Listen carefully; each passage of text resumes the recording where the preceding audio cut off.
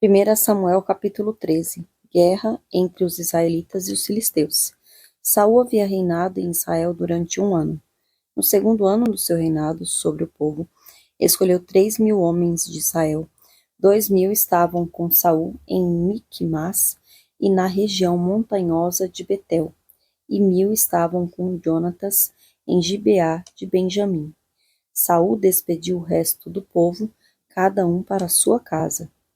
Jonatas derrotou a guarnição dos filisteus que estava em Gibeá, e os filisteus ficaram sabendo disso. Então Saul mandou tocar a trombeta por toda a terra, dizendo: que os hebreus escutem isto. E todo o Israel ouviu dizer: Saul derrotou a guarnição dos filisteus, e agora os filisteus estão com ódio de Israel. Então o povo foi convocado para se juntar a Saul em Gilgal.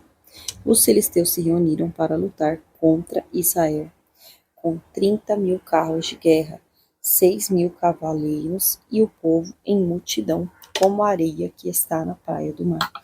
Eles foram e acamparam em Micmas, a leste de Bet-Aven.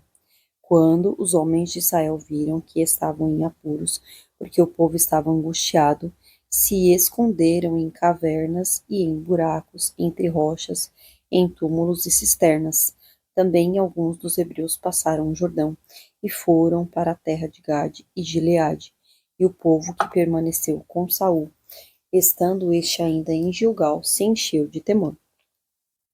Saul oferece sacrifícios e é reprovado por Samuel. Saul esperou 7 dias, segundo o prazo determinado por Samuel. Mas como Samuel não vinha a Gilgal, o povo foi se espalhando dali.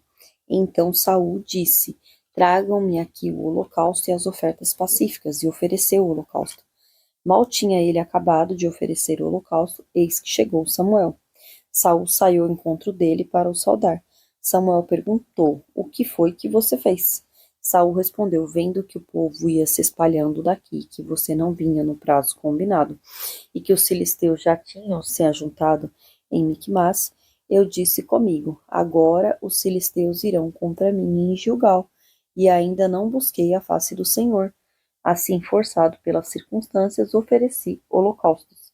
Então Samuel disse a Saul: Você cometeu uma loucura, não aguardando o mandamento que o Senhor seu Deus lhe ordenou, pois o Senhor teria confirmado para sempre o seu reinado sobre Israel.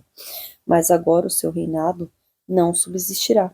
O Senhor buscou para si um homem segundo o seu coração, e já lhe ordenou que seja príncipe sobre o seu povo, porque você não guardou o que o Senhor lhe ordenou. Então Samuel se levantou e foi de Gilgal a Gibeá de Benjamim. Saul contou o povo que estava com ele. Eram cerca de 600 homens.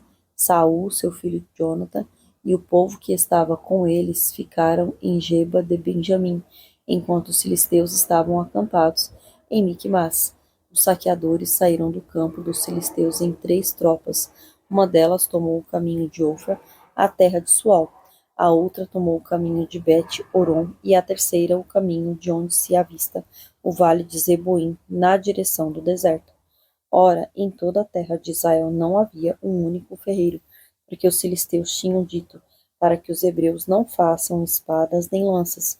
Por isso todo Israel tinha de ir aos filisteus para amolar as lâminas dos arados, as enxadas, os machados e as foices.